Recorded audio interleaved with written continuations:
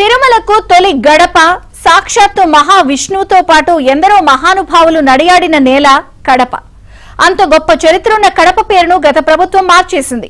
అప్పటి సీఎం జగన్ రెడ్డి కడప చరిత్రనే తిరగరాసి తన తండ్రి పేరుతో వైఎస్ఆర్ జిల్లాగా మార్చారు. ఆ ప్రాంత ఘన చరిత్రను గుర్తించిన కూటమి ప్రభుత్వం ఇప్పుడు మళ్లీ కడపగా మార్చింది. సెంటిమెంట్ గా భావించే జిల్లా వాసులు హర్షం వ్యక్తం చేస్తున్న తీరుపై ఏబిఎన్ స్పాట్లైట్.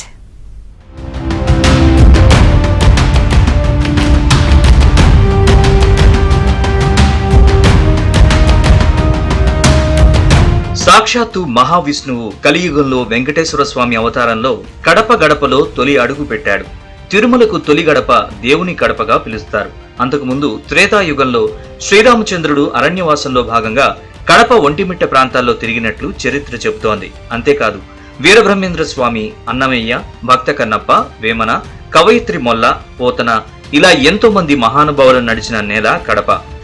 అలాగే గండికోట, సిద్ధవటం కోట లాంటి ఎన్నో చారిత్రక ప్రదేశాలతో మహారాజులు ఏలిన జిల్లా అది.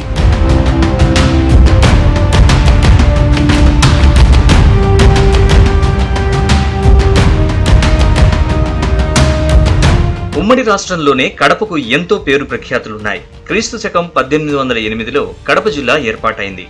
అయితే దివంగత సీఎం వైఎస్ రాజశేఖర రెడ్డి మరణానంతరం ఉమ్మడి ఏపీలో అప్పటి కాంగ్రెస్ ప్రభుత్వం ఆయన జ్ఞాపకార్థం 2010 జూలై 8న వైఎస్ఆర్ కడప జిల్లాగా మారుస్తూ నిర్ణయం తీసుకుంది.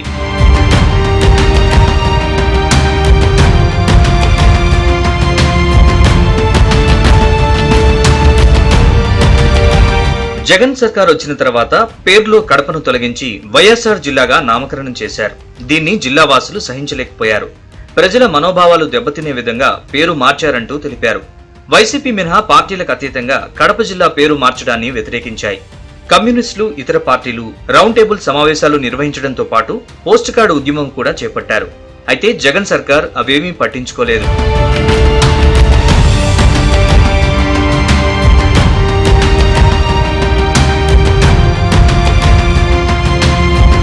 కూటమి అధికారంలోకి వచ్చిన తర్వాత వైఎస్ఆర్ జిల్లా పేరును మార్చి కడప పేరును మళ్లీ చేర్చాలని మంత్రి సత్యకుమార్ సీఎం చంద్రబాబుకు లేఖ రాశారు. జిల్లా టీడీపీ నేతలు కూడా అనేక పర్యాయాలు సీఎం దృష్టికి తీసుకెళ్లారు. కడప ఘన చరిత్రను అర్థం చేసుకున్న ప్రభుత్వం వైఎస్ఆర్ జిల్లాను వైఎస్ఆర్ కడపగా మార్చాలని నిర్ణయించింది. ఈ మేరకు ఏపీ కేబినెట్ భేటీలో తీర్మానించింది. దీనిపై కడప జిల్లా వాసులు హర్షం వ్యక్తం చేస్తున్నారు. టీడీపీ నాయకులు ఆ రోజు దుర్మార్గంగా కడప అంటే ఒక సెంటిమెంట్ ఉంది, ఇక్కడ వెంకటేశ్వర స్వామి తొలి గడప, ఇది రాష్ట్రం అంతే కాదు దేశం అంతా కూడా తెలుసు. చాలామంది భక్తులు ఈ దినాన్ని కూడా తొలి గడపకు వచ్చి అక్కడ మొక్కుని తర్వాతనే వెంకటేశ్వర స్వామి జరిగిపోతారు. అటువంటి తొలి కడపను దుర్మార్గంగా జగన్మోహన్ రెడ్డి ఎవరు చెప్పినా వినకుండా వైఎస్ఆర్ కడపను తీసేసి వైఎస్ఆర్ జిల్లా పెట్టడము అందరూ కూడా కడప జిల్లా ప్రజలందరూ కూడా ఆవేదన చెందారు. అయితే తెలుగుదేశం పార్టీ అయితేనేమి, అఖిలపక్షం అయితేనేమి మొదటి నుంచి కూడా మేము ఎన్నో ఉద్యమాలు చేశాం. అయ్యా కడపకు ఒక చరిత్ర ఉంది, ఆ చరిత్రను మీరు మూసివేయాలనుకుంటే కాదు, మీరు కడపను ఉండాలా, కడప జిల్లానే పెట్టమని చెప్పి కూడా కోరడం జరిగింది.